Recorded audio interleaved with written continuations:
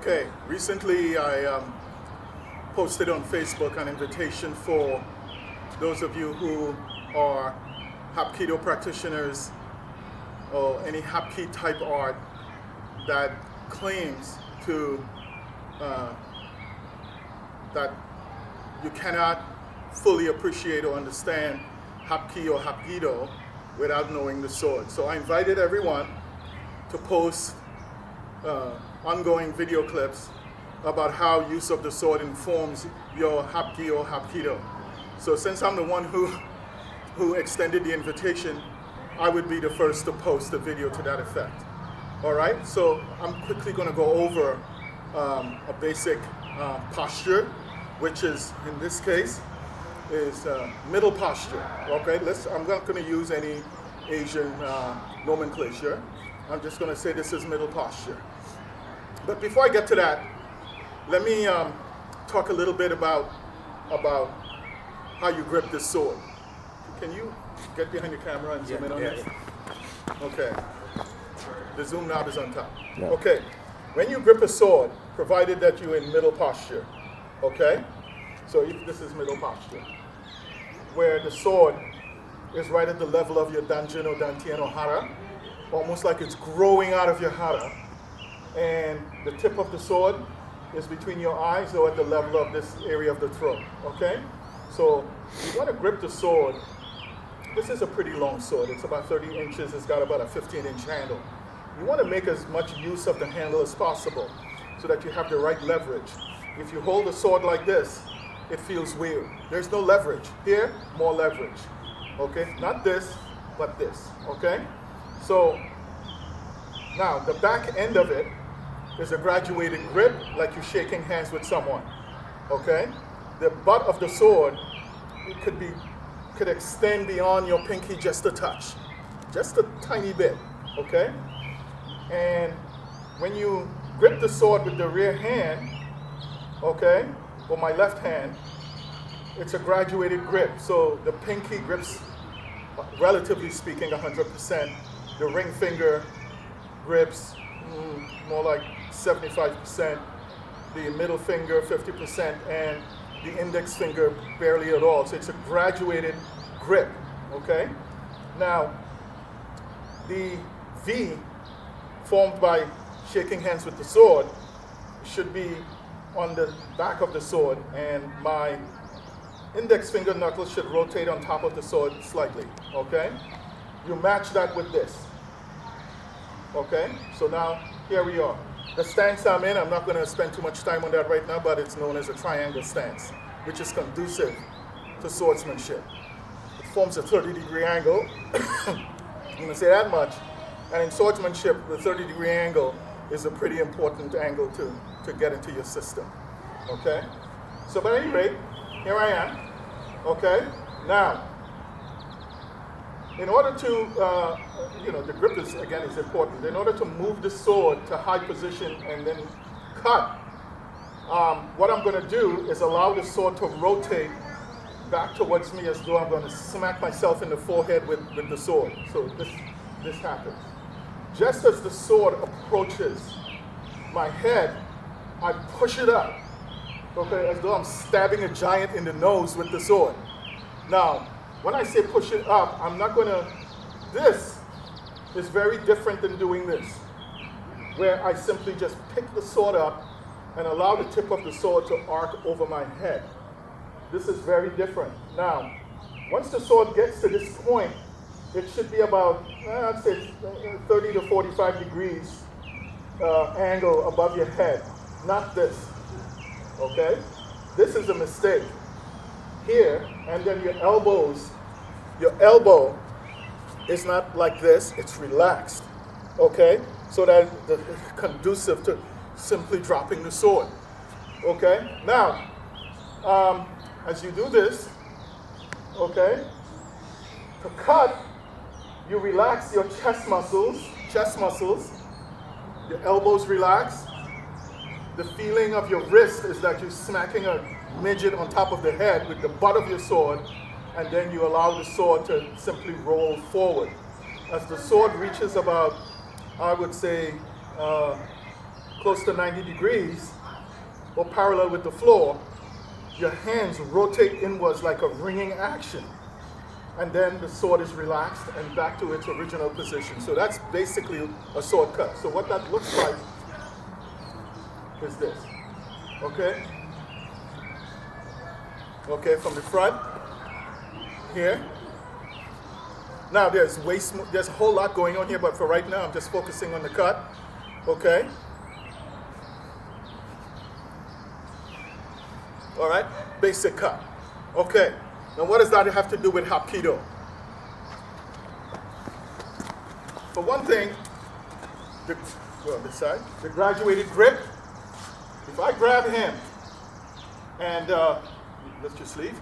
If I grab him and a full grip, like a baseball bat kind of grip, get out of it. Okay. You can't hold it because the mechanics of the hand doesn't work. Now, if I do a graduated grip, now get out of it.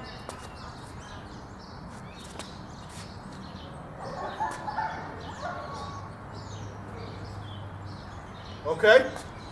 That's why. And that brings us to like the fifth skill in most Hapkido curriculums, which is wrist pressure. So when you grab somebody, if they try to get away, you can apply a wrist pressure technique. This is wrist pressure.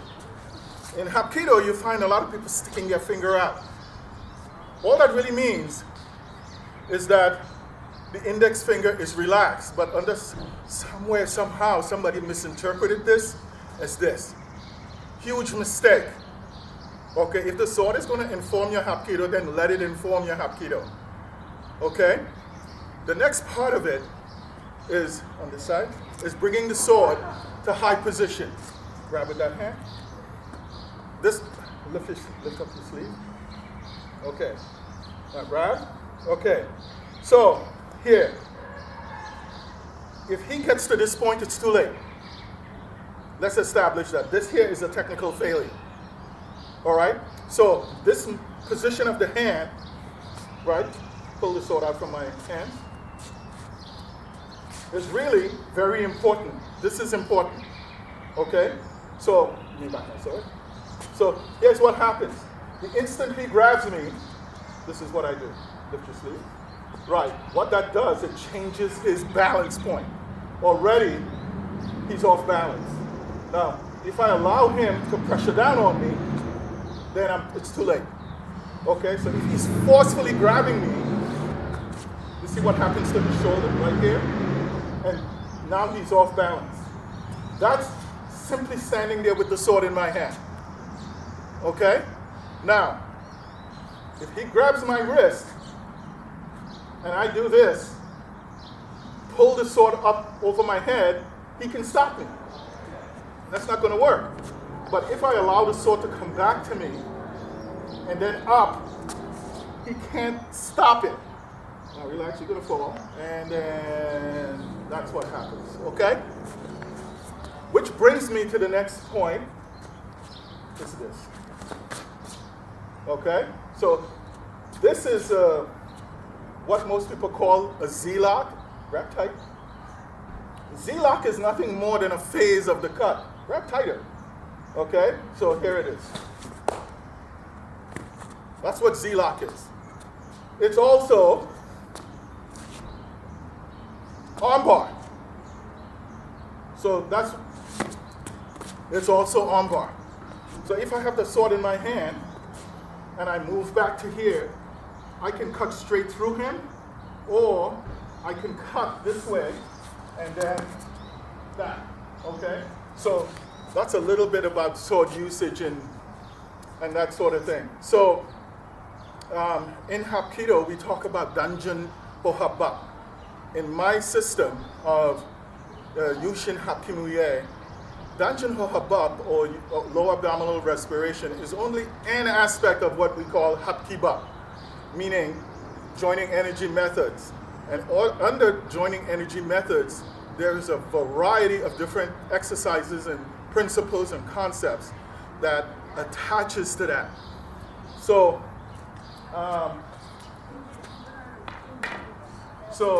Danjun Hoha Bup All right, so here we go. Right, like that. That's what most people call Danjanago Hapak, okay? So, he grabs your wrist, and you expand upwards. So this is what really it is.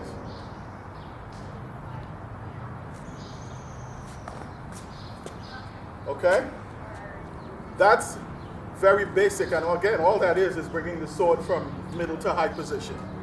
If he forcefully grabs you, he shouldn't be able to move you. He shouldn't be able to. Okay? So I'm going to just talk about one more thing.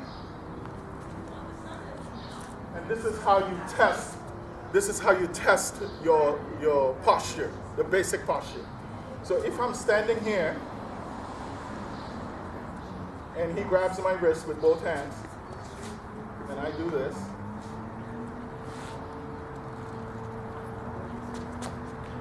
cut. All right? That's me testing my upward motion of the sword, because as I'm trying to cut, if somebody comes out of this angle and grabs my wrist, I should be able to complete that cut, right? So again, if he grabs my wrist and I do this, and somebody's coming here, I should be able to complete the cut, okay? Now, by the same token, if I try to drop the sword or cut, and he comes up and grabs both my arms to stop me from doing this, if I arc the sword too far this way, it's not going to work. But if I allow my chest muscles to relax, my shoulders to relax, my elbow to relax, my wrist, and then it puts you here, he's not going to be able to hold on, and you will move him out of the way. Okay? So a lot of the throws is really about that. So once again, testing this way, he grabs both wrists, and try having one of your students or one of your colleagues or practice mates stop you from doing a basic cut. If you do it right, this is what should happen. If you do it wrong, you won't be able to do it. Okay? So I've actually packed a lot into this little video clip. So let's get the collaboration and the discussion going.